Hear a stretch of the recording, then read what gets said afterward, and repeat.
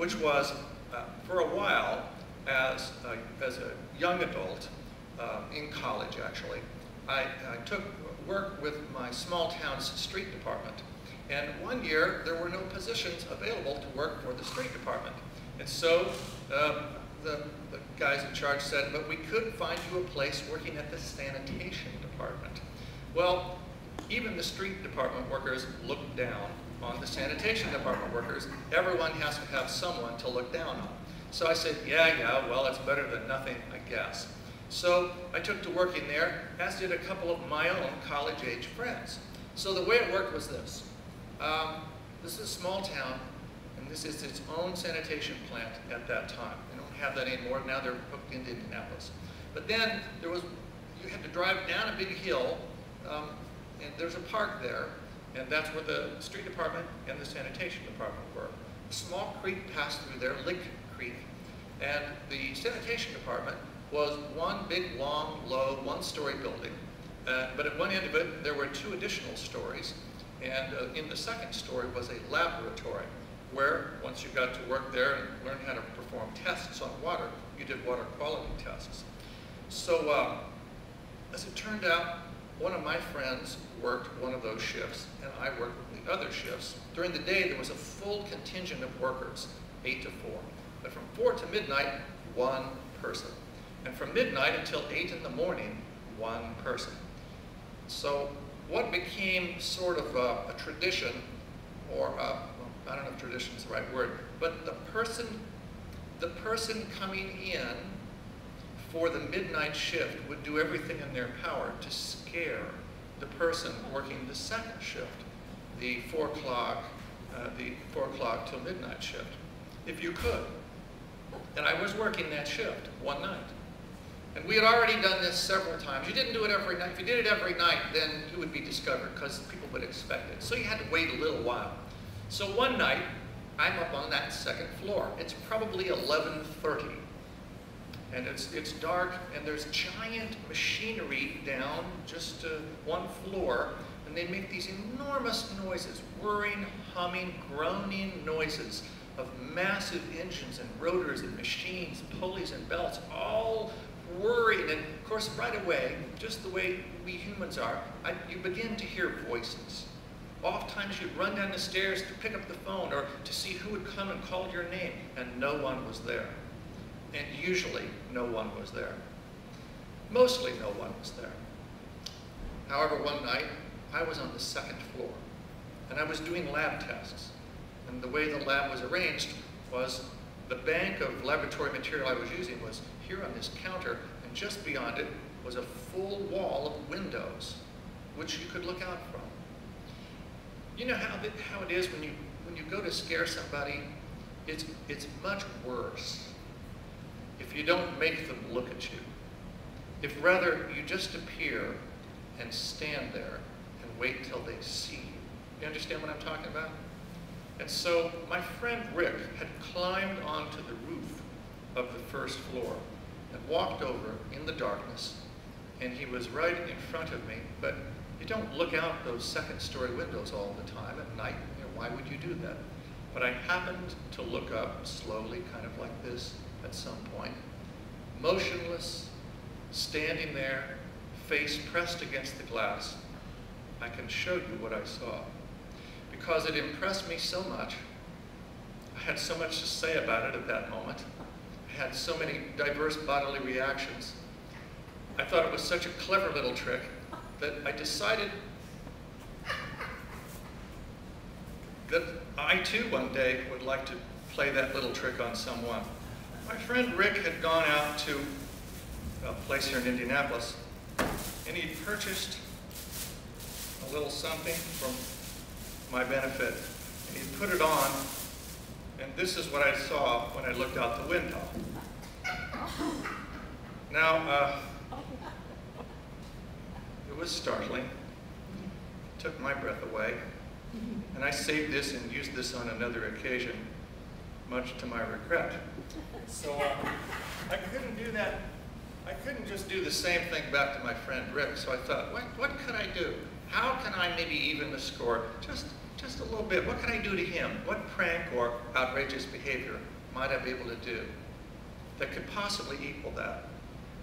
Well, I had a friend who came down one night with me, and I told him about this, and he said, I just don't know. But if you think of it, let me know. If you need help, I'll help you do it.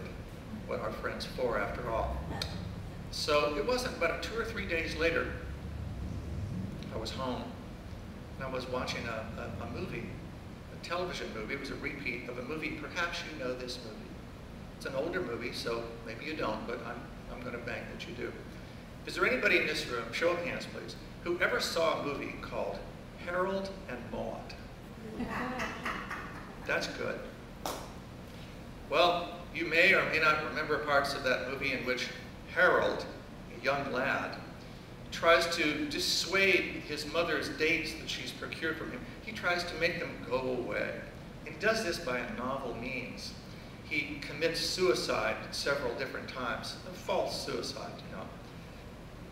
As I was watching that movie, I thought to myself, I think I have an idea how to pay my friend back what he deserves. So, now, there's a reason why I've never told this story in other settings before. I often work in schools, libraries, family shows. So I just cannot tell this story, but I thought perhaps tonight I could tell it. I'm not proud of it. But what I did was, just downstairs, where you first come into the first floor of that building, there was a probably 6-foot-tall chain link fence. Immediately adjacent to that chain link fence was a tall post, big steel post, probably 15 or 20 feet tall. About halfway up that post, maybe 12 feet up off the ground, was a large iron I-beam, which would rotate around like so. What you could do with that is rotate it over the top of the raised hood of a truck or a car. Put a block and tackle on there, and you could lift out an engine. Do you see what I'm saying? Okay. I looked at that I-beam, and I didn't see an I-beam. I saw a gallows. I thought to myself, you know, my friend is going to come down and relieve me tonight at midnight.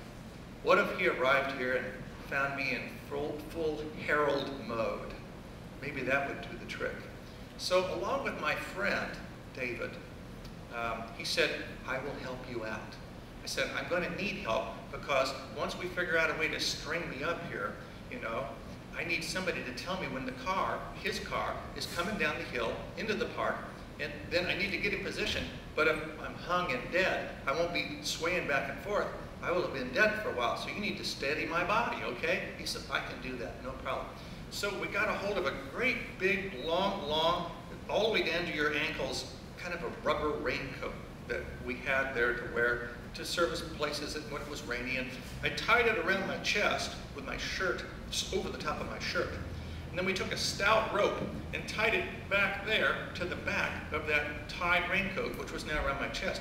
We ran it up my back so it looked pretty convincingly like it was around my throat. We put a sweatshirt on over the top of me, so now everything was covered up. All you could see is the rope coming out like so.